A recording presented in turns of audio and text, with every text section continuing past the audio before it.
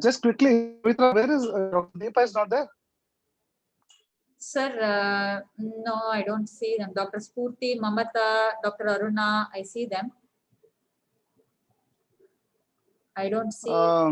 Okay, guys, somebody give her a quick call and ask her to join, please, because it's important. We're starting things from Monday, so she should also join. I will message her. You carry on, Pavitra. You carry on. Yes, sir. So this will be the rough outline around which we'll be discussing. We'll quickly run through the basics of COVID-19, what happens during pregnancy. And the most important for us is how to manage in our delivery room. Neonatal resuscitation, what are the points you need to concentrate on? How to decide whether the baby goes to mother's side or doctor's side? And how do you advise breastfeeding in COVID-positive mothers? If a neonatal infection happens, what do you see and what do you do? What about the long-term effects and pediatric COVID guidelines? So COVID-19, as you know, is a zoonotic virus. It's more closely related to bat virus rather than human virus. It's a single-stranded RNA virus. The transmission is mainly by respiratory droplets. Even though recent studies says the virus stays suspended in air for nearly 1 hour, the main mode of transmission is still respiratory droplets, and still our standard operating procedures work well to prevent the transmission.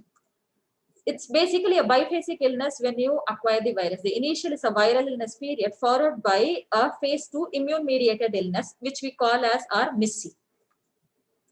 So pregnancy and infection, if you see, pregnant mothers, due to their physiological changes that happens during pregnancy, are more at risk for severe manifestations.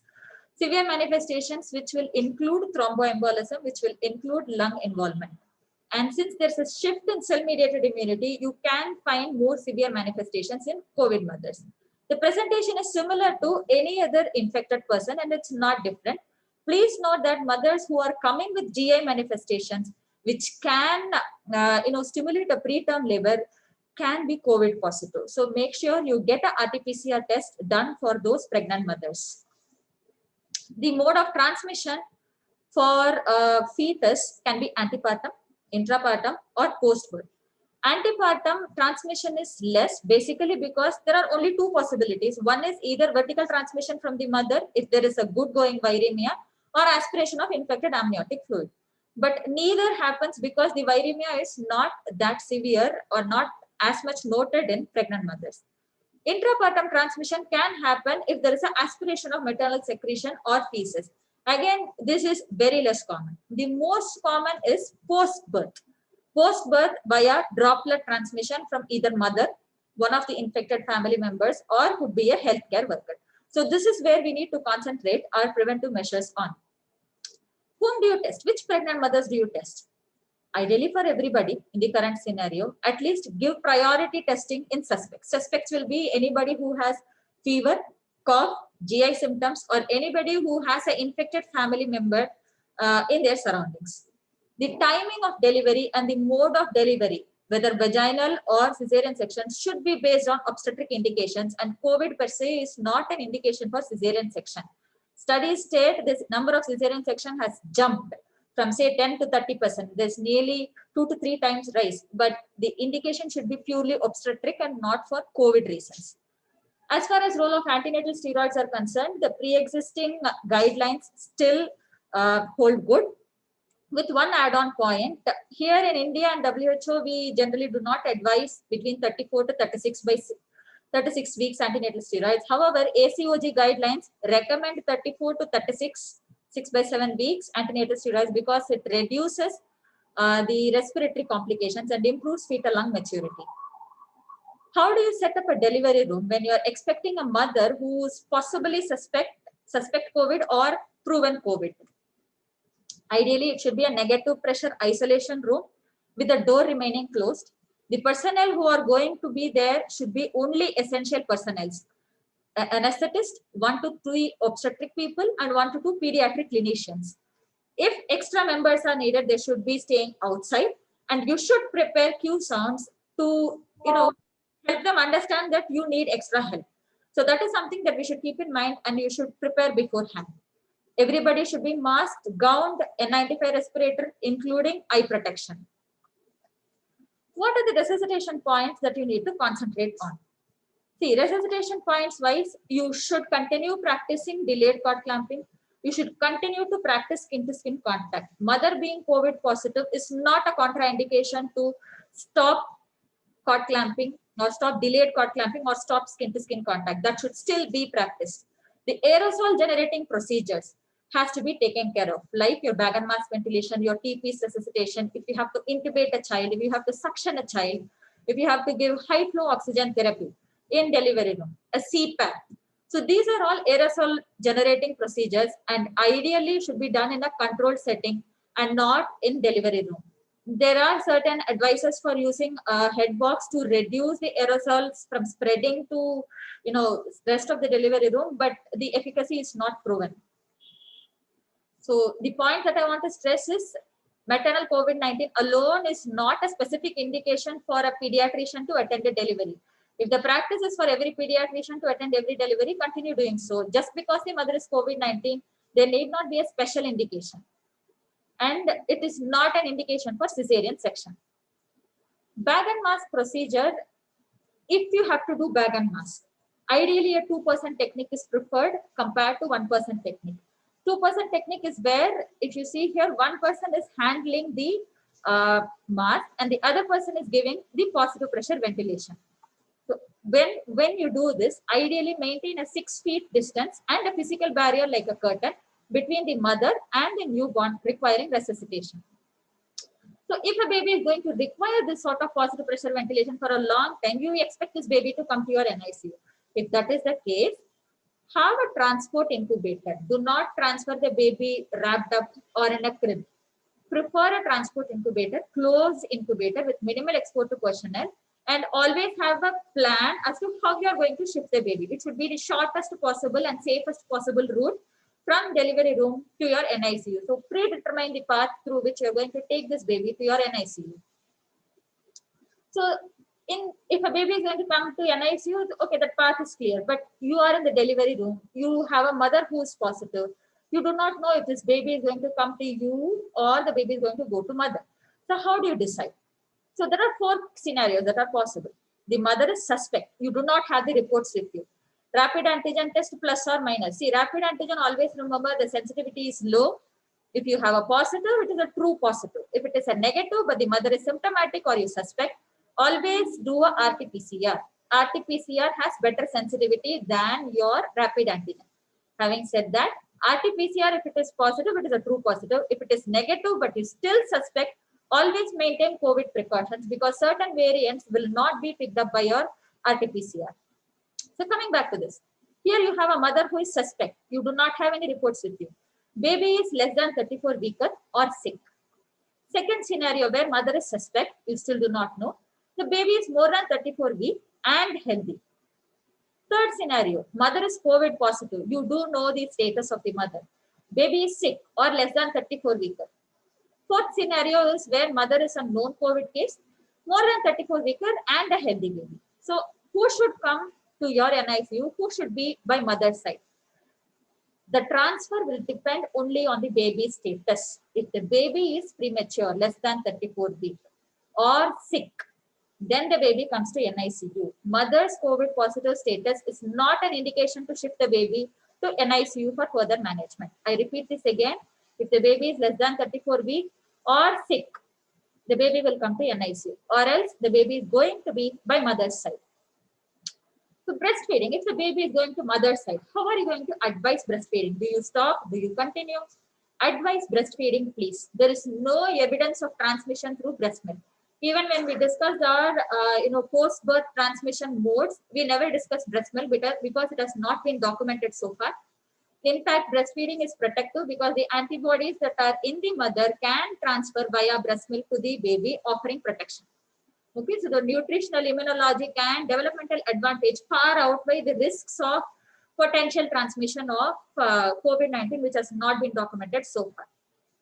When breastfeeding, the mother should maintain standard procedures like masking, cleaning the breast with soap and water before feeds, and maintaining hand hygiene. This should happen all the time. And when the baby is not by the mother, they can be separated by a 6 feet distance, including a physical barrier. Suppose in this case, baby is fine, but the mother is sick. What do? Ideally, expressed breast milk can be given by a healthcare provider. Between feeds, again, there should be a separation, 6 feet distance with a physical barrier. There is no evidence of passage of remdesivir via breastfeeding. This is experience that is drawn from remdesivir usage during Ebola times. Breastfeeding will be stopped only if the mother is on Fabiflu or the mother is taking doxycycline. Otherwise, breastfeeding will continue. So next, if the baby is coming to you, what are the rates of infection? The rates of infection are just to interrupt, Pavitra. So yes, in those cases where mother needs an antibiotic, so the choice of antibiotic will be azithromycin.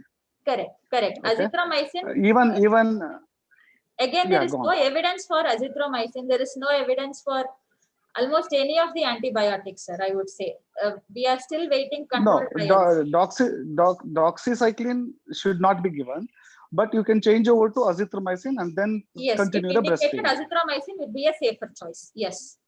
Correct. And ivermectin. A lot of mothers will be on ivermectin now with the recent ICMR guidelines. So ivermectin is they say with caution, but we have looked into a lot of studies, and then the concentration in the breast milk is less than 1%.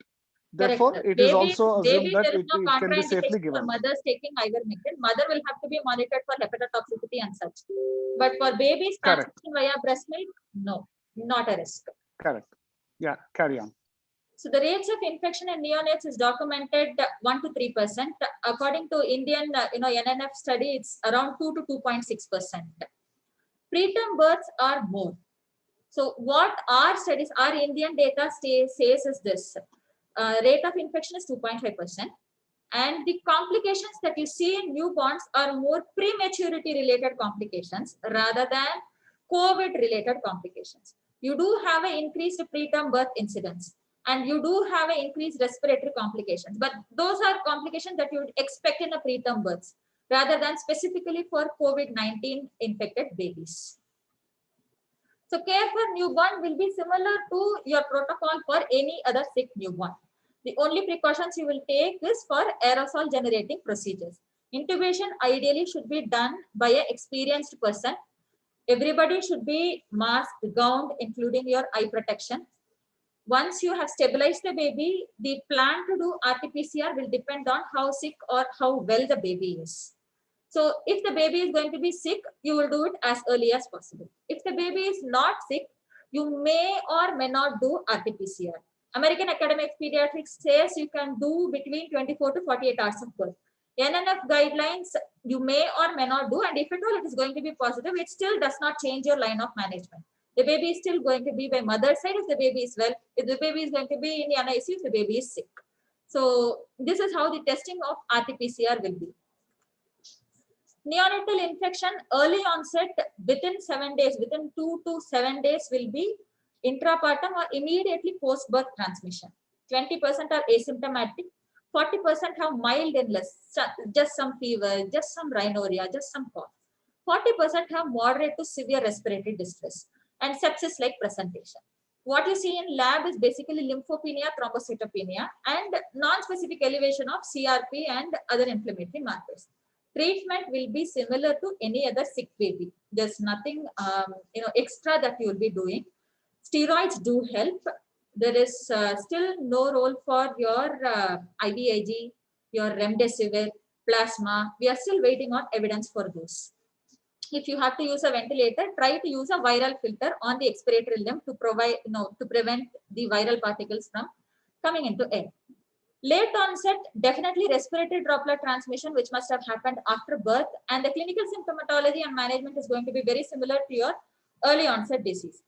Here you find chest radiographs to be more abnormal with non-specific opacities in 56% and ground glass changes in around 30%. Please note that nearly half of the babies are preterm babies. Neonatal MIS-C, there are only few case reports, 5 to 6 babies reported. It's a rare entity. Presentation is similar to that of your children with MIS-C. They present with fever, shock-like presentation, sepsis-like presentation. And the pathophysiology could also include maternal transfer of immunoglobulin G antibody. The long-term effects, we still have to see how the babies are going to progress in the future. But what is predicted is the chronic airway inflammation that are present now could result in remodeling, thickening, and they may be candidates who will progress to have asthma. So we'll have to follow up for respiratory, cardiovascular effects, and neurodevelopmental outcomes. So we have to ensure mother-infant separation should not happen if the baby is stable. Cesarean section should be avoided if there is no maternal indication. There should be practice of delayed cord clamping, skin-to-skin contact, and breastfeeding. So summary is this. If you have a mother who's positive, you have a stable baby, stable mother, you may or may not do the testing. If positive on RT-PCR, still the baby will be by mother's side. You will continue breastfeeding with standard operating procedures and isolation for 10 days. The period of transmission or the infectivity ranges from 2 days prior to onset of symptoms to 8 days post onset of symptoms. So we take a whole of 10 days from symptom onset to say the baby or the person is not going to be infectious anymore. There is no role for repeat RT-PCR testing, purely for the reason that RT-PCR detects only genetic material. It is not going to tell you whether it's a live virus or a dead virus. You have the next scenario where baby is stable, but mother is critical. So in this case, baby can be taken care of by healthy relatives who are negative, and mother can give express breast milk. EBM or DBF is contraindicated if the mother is on doxycycline or Fabiflu. Mother can be on azithromycin or ivermectin if the mother wishes to breastfeed. If mother is stable but baby is sick and you have RT-PCR positive report, so it's a COVID-19 infection, you will treat like any other baby who is sick requiring supportive care. If the baby requires respiratory support, you're going to provide ventilatory support. If the baby is having hemodynamic instability, you're going to give vasopressor support. So there's nothing too much that you'll be doing extra. If baby is sick, RT-PCR is negative, but antibodies are positive, then it is neonatal inflammatory syndrome, multisystem inflammatory syndrome. So in this case, you'll be managing similar to children. So here, whether it be COVID-19 or neonatal MIS-C, proven as steroids. Steroids do help. Questionable role in IVIG and plasma. There is no role for remdesivir in neonatal COVID. This will be our perinatal COVID summary. I'll just run through pediatric COVID-19 management guidelines. Whom do you suspect COVID-19 in pediatric age group? Any new onset fever, cough, viral myalgia? Yes. Any GI symptoms, even without fever? Please note, GI symptoms do happen. We have picked up many a case of COVID-19 just because the child has presented to you with diarrhea, vomiting. Then if the child is having sepsis-like presentation, poor feeding, lethargy, not responding. If the child is presenting like Kawasaki-like illness, continuous running fever, conjunctivitis, some lymphadenopathy, congestion of throat, mucositis you notice. Yes, if the child is a contact. So in these cases, you suspect COVID-19 and ideally you do test for all of these. Suppose you are in a resource constrained setting. You have a patient who's coming to you where one of the family members is positive and you cannot do a RT-PCR or even a rapid antigen. So in that case, isolate the child and isolate for 10 days. Treat like any other COVID-19 positive child if you cannot do the test. If you can do the test, which test do you prefer? See, ideally it should be done in a nasopharyngeal swab. And as I said, rapid antigen can be done. If it is positive, you can take it as a true positive. But if it is negative, you should go for a RT-PCR test. And if RT-PCR is positive, you will be treating them like COVID-19 positive. If the RT-PCR is negative, child is still symptomatic, then treat like COVID-19 patient.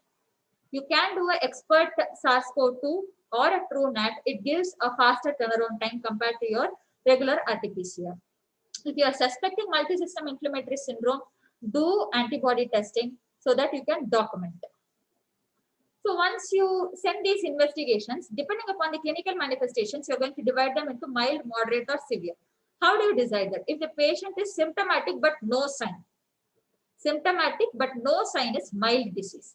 Moderate disease is symptoms, signs are also present. Which sign will you be looking for? You will be looking for fast breathing and drop in saturation. Fast breathing is age dependent. Any baby less than 2 months, more than 60 is significant. 2 months to 1 year, more than 50 is significant. 1 to 5 year, more than 40 is significant. Presence of hypoxia, any SpO2 90 to 94% on room air, and no signs of severe disease. Severe disease will be like less than 90% saturation, babies lethargic, altered sensorium, cardiac instability. Then those are all severe disease. If those are all not there, then you classify them as moderate. If any of the severe disease symptoms are there, you classify as severe disease. Why is this classification necessary? Because depending upon this classification, you will manage them at home or at hospital. So if the child is having mild disease, the baby will be at home, the child will be at home, continue breastfeeding, feeds whatever the baby is taking at home, no antibiotics.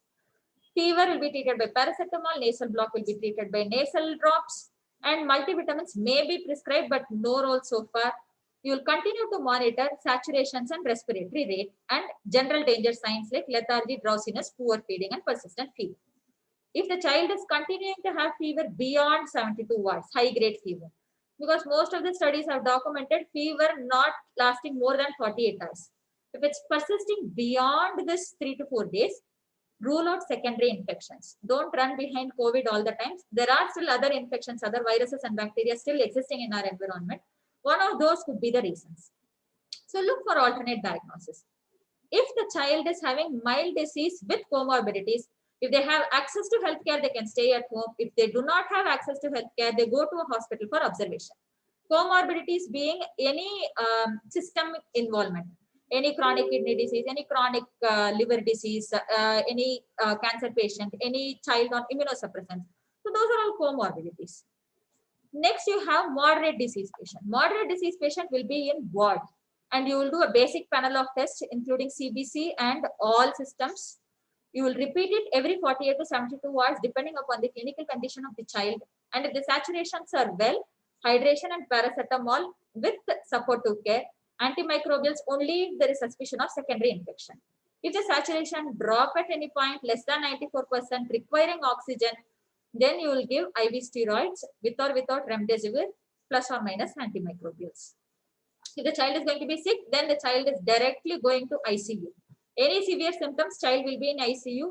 Apart from the basic panel of investigations, you will also add cardiac markers. You will also add inflammatory markers. Cardiac markers will be your ProPi, ProP, your ProBNP, your thromboembolic markers like D-dimer. Then you will do your inflammatory markers, your ferritin. So those you will do, and you will repeat it more frequently, every 24 to 48 hours instead of 48 to 72 hours.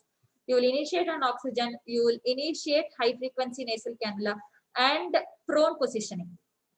Oxygen, CPAP or HFNC, prone positioning helps well.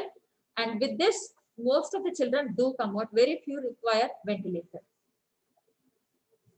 So now this is a child who has recovered from COVID, had a mild illness, 1 week or 2 weeks later comes back with fever, comes back with Kawasaki-like illness, comes back with shock-like presentation.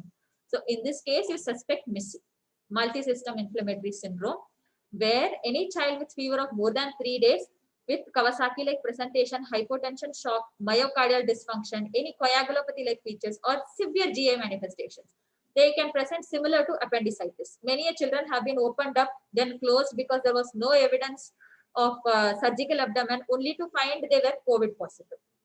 Along with this, you have elevated inflammatory markers. You do not have any other reason for the child to present like this, and you have evidence of COVID-19. Epidemiologically, you find that the patient was previously infected or previously had contact with a COVID-19 patient. This constitutes your WHO definition of MIS-C. So if that is the case, then you will proceed with workup for MIS-C. If the child is having threatening symptoms, then you will do tier 1, tier 2 investigations. If the child is not having life-threatening symptoms, you will just go with tier 1 investigations. Tier 1 will be very similar to what we did for our COVID-19 acute infection. Tier 2 will include your severe symptoms management investigations, where you will ask for cardiac markers, you will ask for inflammatory markers, you will ask for thromboembolic markers. So you basically do this to decide on line of management. If the child is having a shock or severe life-threatening disease, you will start on IVIG, methylprednisolone, empirical antimicrobials, and aspirin. You do echo. If you find coronary aneurysm, then you start on enoxaparin 1 mg per kg subcutaneous. With this, you will look for response after 48 to 72 hours. You expect the fever to come down. You expect the inflammatory markers to come down. If there is no response, you will repeat IVIG. And you will start giving tocilizumab or high-dose anakinra, depending upon the markers that the child is having. If there is no shock, no life-threatening symptoms, then IVIG, methylprednisolone, aspirin should be enough to take care of whatever the child is presenting with. You will reassess the status in 48 to 72 hours, and the same protocol applies for this group also. So summary of pediatric COVID-19 management. For home management, if the child has fever with or without respiratory or GI symptoms, sepsis-like presentation, or any contact, RT-PCR if suspected, and the RT-PCR comes back positive, you isolate the child till 10 days with supportive care. Supportive care will include your paracetamol, nasal drops, with or without your multivitamins. If you are in a resource constrained setting or you are unable to do RT-PCR, treat as COVID-19 positive and isolate the patient till 10 days. If it is mild, home isolation with supportive care. If any fast breathing, any hypoxia, any danger signs, always refer to hospital. And once the child is recovered, make sure you warn them about the new onset fever, new onset abdominal complaints, new onset change in mentation, so that they'll be aware of what to look for. I think we are done with the presentation. Sir, just a minute. We are less than a minute to complete the Zoom 40 minutes free time. So if we log out, I request all of you to kindly log back in. Thank you. Okay, better to log out and log back in. Okay. Please, all of you come back. I need to tell you a few things. I'll just end the meeting, sir. We'll come back again.